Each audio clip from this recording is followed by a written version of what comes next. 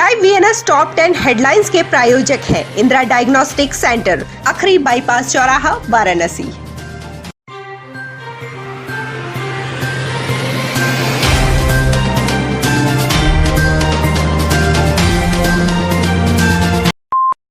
वाराणसी में शुक्रवार को कोरोना के 44 नए मामले सामने आए हैं। बीते 24 घंटे में कोरोना से एक मरीज की मौत हुई है।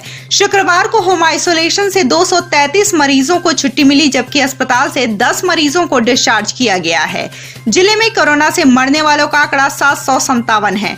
अब तक 81,907 कोरोना पॉजिटिव मरीज वाराणसी में मिल चुके हैं, जिनमें से 80,511 लोग स्वस्थ हो चुके हैं, जबकि एक्टिव केसों की संख्या 639 है।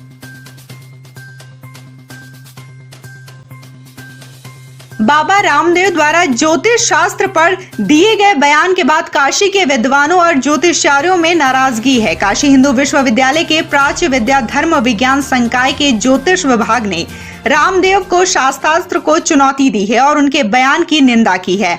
बाबा रामदेव के ज्योतिष पर किए गए टिप्पणी के खिलाफ बीएचयू के ज्योतिष वाक्य अध्यापक भड़क गए हैं। उन्होंने बाबा रामदेव की गिरफ्तारी की मांग की है और साथ ही बाबा रामदेव को तुरंत माफी मांगने की बात कही है। सारनाथ सर्किल के थाना लालपुर पांडेपुर के पुलिसकर्मियों की कारगुजारियां लगातार वाराणसी कमिश्नरेट पुलिस की साख पर सवाल उठा रही है। थाने के एक पुलिसकर्मी द्वारा दुकानदारों पर लाठी चलाने का वीडियो तेजी से सोशल मीडिया पर वायरल हो रहा है। वहीं वीडियो वायरल होने के बाद वाराणसी के पुलिस कमिश्नर ए सतीश गणेश ने संबंधित पुलिसकर्मी को तत्काल प्रभाव से सस्पेंड कर दिया है।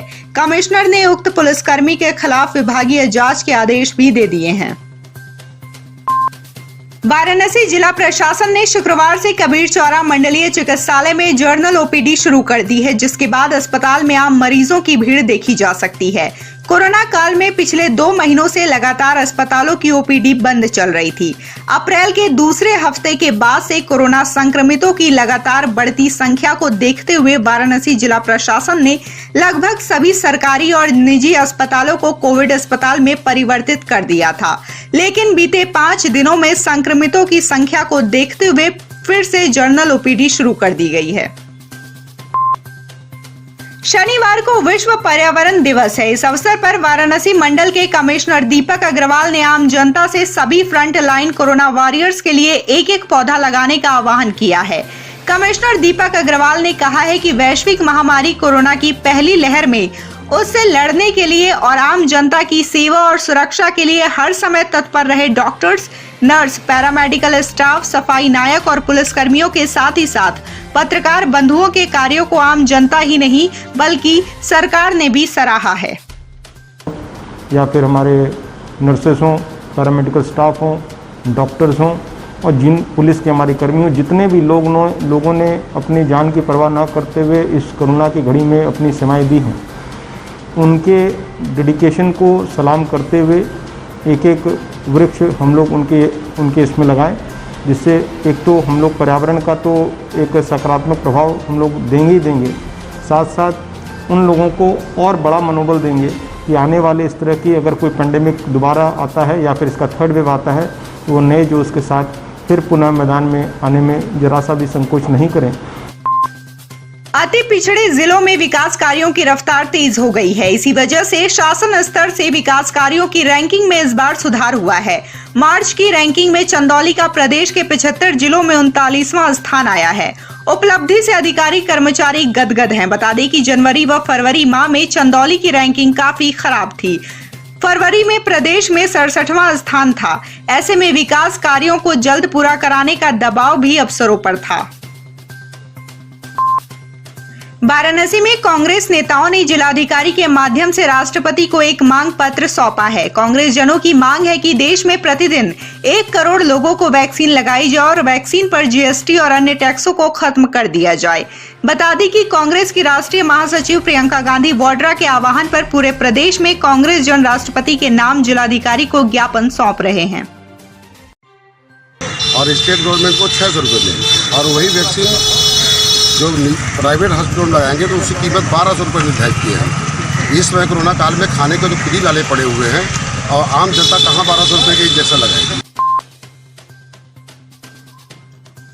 गंगा नदी पर बने सामने घाट पुल से आए दिन किसी न किसी के छलांग लगाने की खबरें आती रहती है।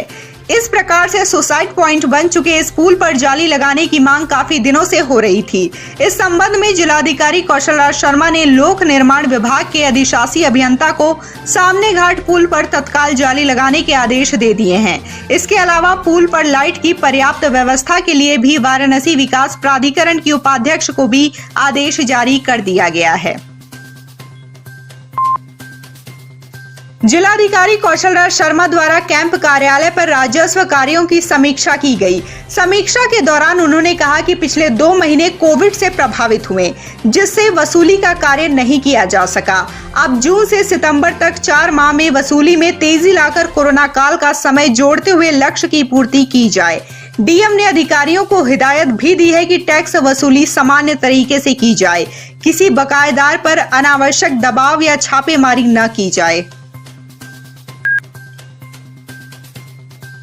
अनलॉक के बाद वही दुकान प्रतिष्ठान खुल सकेंगे जिनके व्यापारी और कर्मचारी कोविड वैक्सीनेशन करा लेंगे। जिलाधिकारी कौशल राज शर्मा ने इस बारे में सख्त आदेश दे दिए हैं। डीएम ने शुक्रवार को अपने कैंप कार्यालय पर चिकित्सा विभाग एवं राजस्व के अधिकारियों के साथ बैठक की। समीक्षा के दौरान डीएम ने संज्ञान में आया कि बीते कुछ दिनों में टीकाकरण में फिर से गिरावट आई है। इस पर डीएम ने नाराजगी व्यक्त किया है। उन्होंने कहा कि जिस प्रतिष्ठान के व्यापारी व कर्मचारी वैक्सीनेशन कराएंगे वही दुकान खोल पाएंगे। उन्होंने कहा कि ऑटो एवं रिक्शा चालकों के लिए भी यह अनिवार्य होगा कि 15 दिन के भीतर वे अपना टीकाकरण करा ले, अन्यथा उनका चालान किया जाएगा।